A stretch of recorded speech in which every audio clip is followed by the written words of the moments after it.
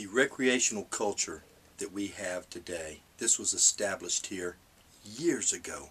It is culture that is sustained every day by you, by me, by our cherished visitors. It is something we all share. It is a culture that we hold in common. Now recently, you may have heard about getting these beaches established, or some of the most recreationally fit beaches actually hold a lot of the cultural significance. Talking about areas like Cape Point, talking about areas like Hatteras Inlet, talking about areas like Organ Inlet. These were the inlets that were opened up by hurricanes. These are the inlets that hold historic and cultural significance for our area. Now, you may find this baffling. I certainly do.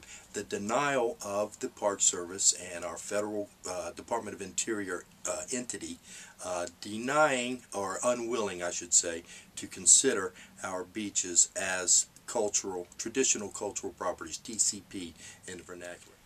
I am holding here a 325-page ethno-historical report, an interpretive analysis of the 8 villages that are within the Cape Hatteras seashore.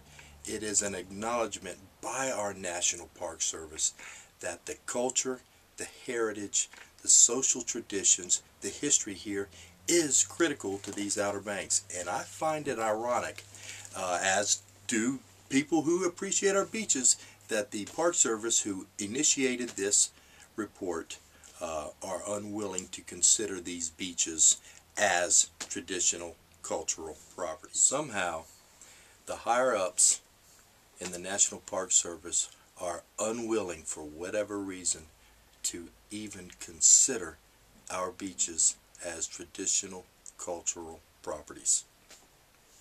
I'm holding also here in my hand, I hope you can get a shot of this. This is a prospectus done of the Cape Hatteras National Seashore in March 1938. Now I'd like to read a couple of lines out of this perspective because it is very telling. What is telling about it is that from 1938, when the park was officially, the seashore was officially established in July of 1953, the very elements in this prospectus are what became the reality here in 1953.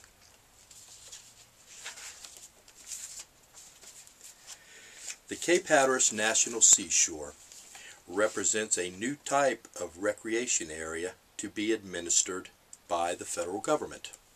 Again, I'm reading from the prospectus.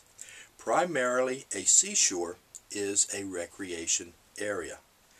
Therefore, in its selection, the boundaries should be placed in such a manner that the maximum variety of recreation is provided. Thus, while provision for bathing may be the first consideration of these areas, it must be kept in mind into the future that a far greater number of people will be more interested in using a seashore area for other recreational purposes. It is desirable, therefore, to provide ample shoreline for all types of beach recreation.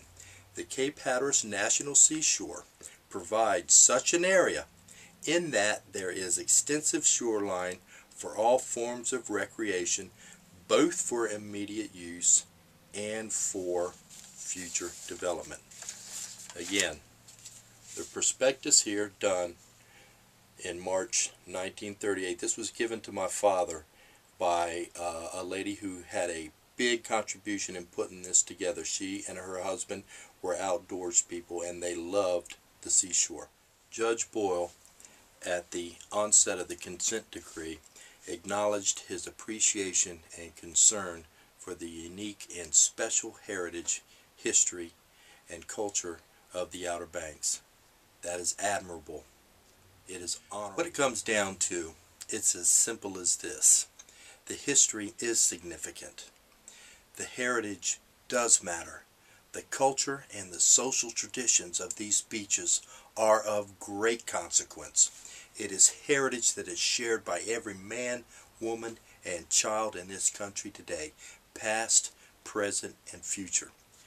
And for this heritage to be the whipping boy of special interest groups while we fumble around in the dark and they are controlling the light switch is disrespectful of this heritage. It is an affront to the values that sensible people in this country cherish as a society.